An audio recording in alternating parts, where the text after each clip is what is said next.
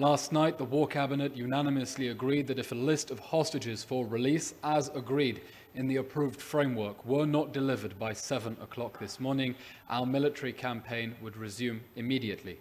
A list of women and children in accordance with the terms of that framework was delivered to Israel this morning, and therefore the hostage release pause is ongoing. We have informed the families and are preparing to get back the next batch of hostages back to Israeli territory and back to safety. Last night, we welcomed home 16 hostages, 12 of our citizens, including 2 dual nationals and 4 Thai nationals.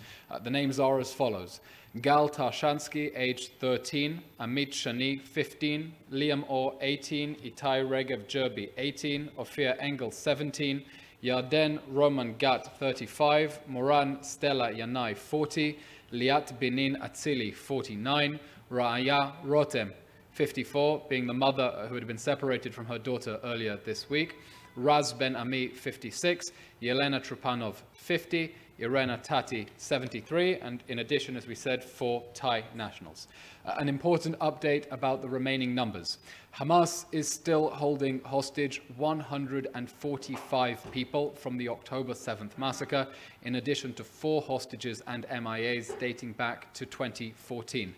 Among the October 7 hostages are 117 men and 28 women. By nationality, 134 Israelis and 11 foreign nationals. There are still 10 hostages aged 75 or older, including, of course, the husbands of many of the elderly women who have already been released back to broken homes and broken hearts. Among the hostages are 3 children under the age of 18, including Bedouin Israeli girl Ziadna Aisha and the 2 little Bibas children who have become iconic of Hamas's crimes against humanity on October 7th. The whole world, of course, remembering this shocking image of Shiri Bibas being abducted into the Gaza Strip with her 2 little children, including 4-year-old Ariel and 9-month-old, then 10-month-old now, little Kfir Bibas. The IDF is investigating Hamas's claims that Shiri Bibas and her 2 little children are dead, and we are in contact with the family at this horrific moment beyond measure. The only thing that could possibly be more horrific than holding a 10-month-old baby hostage is holding hostage the body of a dead baby as a sick tool of psychological terrorism against heartbroken families, and we hope and pray, of course, that those claims are false. Thus far, Israel's military pressure on Hamas has succeeded in securing the release of 102 hostages. That includes 78 Israelis, 70 as part of the negotiated framework, and another 24 foreign nationals. In addition to those 102 who were released, 2 hostages were murdered, and their bodies already located by IDF forces. The State of Israel remains committed to the return of all the hostages and missing persons without exception. When Hamas stops giving back hostages, we will stop the pause and resume military pressure immediately to bring them all home. When Hamas stops returning mothers, we're coming for the fathers. When it stops releasing daughters, we're coming for our sons. And when it stops releasing our sisters, we're coming for our brothers. There will be no one left behind. Hamas continues to deny the Red Cross access to the remaining 145 hostages in violation of every norm of humanity. We're talking about people who were brutally abducted into the Gaza Strip, some with horrific injuries. We've already seen hostages returning, some in critical condition. Others, they were held there without medication, and they must be given access to medical treatment. We demand that Hamas give access to the Red Cross so that it can be more than a glorified taxi service taking our hostages over the border after they get handed over among staged, managed, jeering crowds, terrorizing them until their last moments in captivity. We welcome the demand from UN Secretary General Antonio Guterres that all hostages be released immediately and unconditionally, echoing Israel's own demand. We welcome his demand that until then they must be treated humanely and the Red Cross must be allowed to visit them. And we demand that UN institutions put all possible pressure on Hamas and its supporters to facilitate that access, something that has not been happening to date, and that they explicitly condemn its ongoing violations of international humanitarian law. And we say that as institutions continue to deny and cover up Hamas's exploitation of hospitals in the Gaza Strip for military purposes. 55 days after the barbaric acts of sexual violence by the Hamas rapist regime, we also welcome the Secretary General's call for a vigorous investigation into those accounts of sexual violence against Israeli women and girls. That call is too little, too late, but it is a welcome start. The Secretary General notes that these crimes must be prosecuted, and indeed Israel is committed to bringing the rapists of October 7th to justice. We call on the international community to draw the appropriate conclusions and stand with Israel as it dismantles the Hamas terror state, because demands for a permanent ceasefire at this point mean leaving those sexual offenders free to reoffend and leaving the Hamas terror state in power. That will not happen. This war will end with the end of Hamas. An update from this morning in Jerusalem: a Hamas terror attack in the capital city, a shooting attack that killed 3 people and injured 16. At around 7:40 a.m., 2 terrorists exited a vehicle on Weizmann Street at the main entrance to the capital and opened fire at people waiting at a bus stop. 2 off-duty soldiers and an armed civilian in the area returned fire, killing the 2 terrorists. The perpetrators were Hamas members, according to the Israel Security Agency, who had previously been in jail for terror activity. In conclusion, I want to make the government's position perfectly clear. As the hostage release pause continues, when Hamas stops releasing hostages, we will stop the pause and we will resume our campaign against Hamas in pursuit of those 3 main goals: destroying Hamas in response to the October 7th massacre, bringing back all of the hostages through the application of unrelenting military pressure on their captors, and ensuring that the Gaza Strip can never again threaten the people of Israel. Our government, our army, and our nation are all united behind those 3 goals, and that is what we will do. We'll take your questions now. Thank you. Thank you, Eylon. Questions?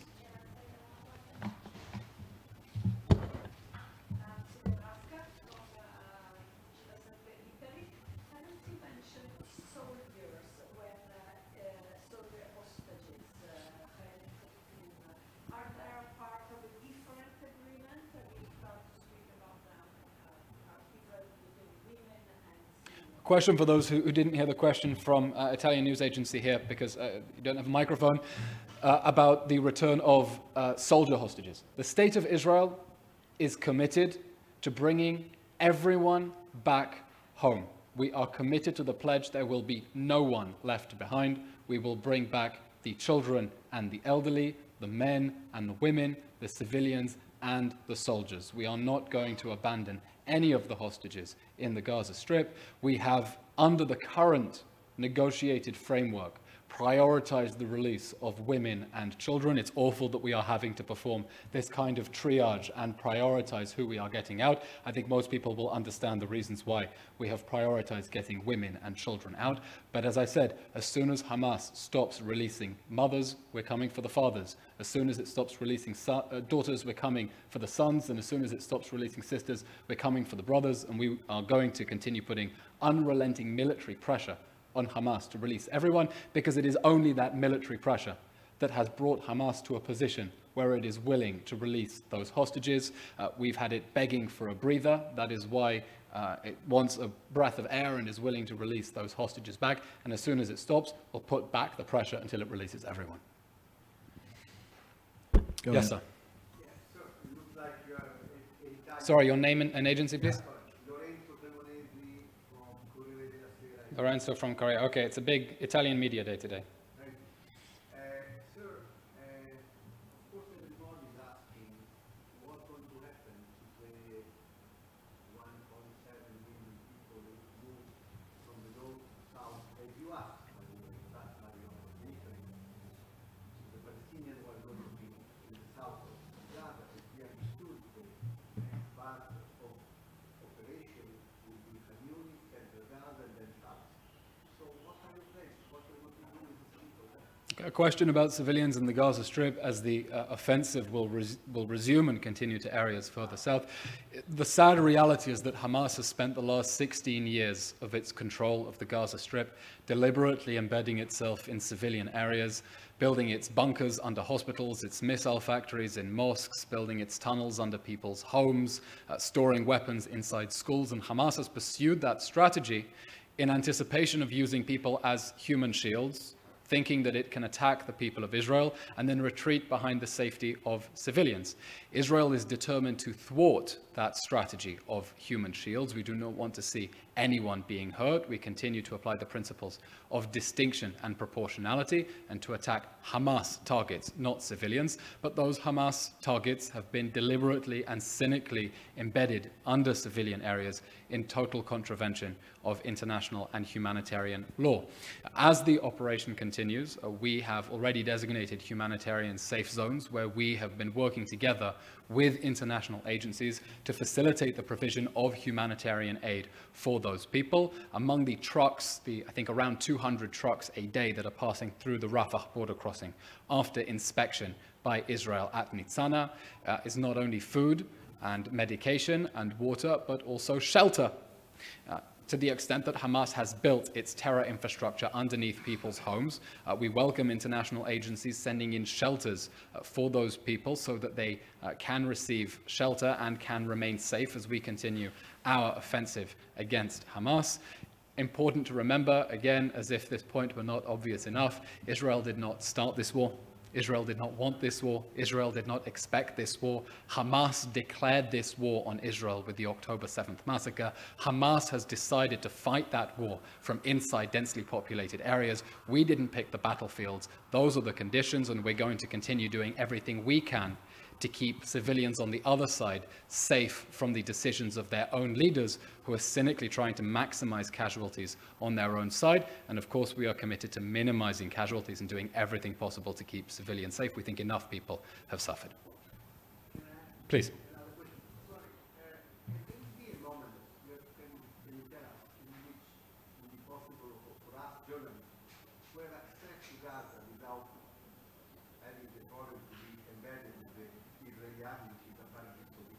I have no information to add on that at the moment.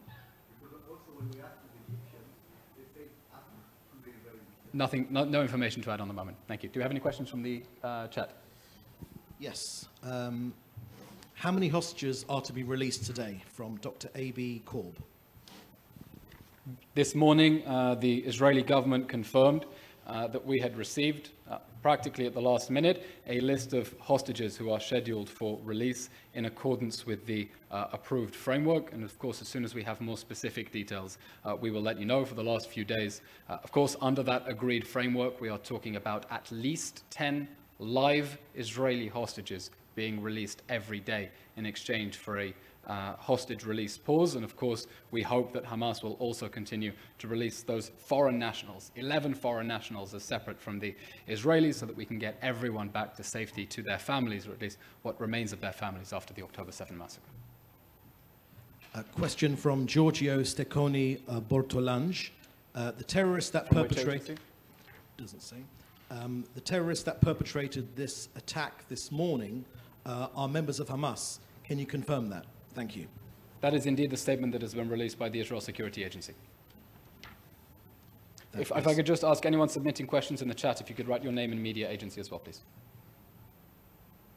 That's the last question. Okay, that's the last question. Thank you very much. Everyone keep safe, and let's all pray and hope for the continued safe release of the hostages until we get everyone back home and leave no one behind. Thank you very much.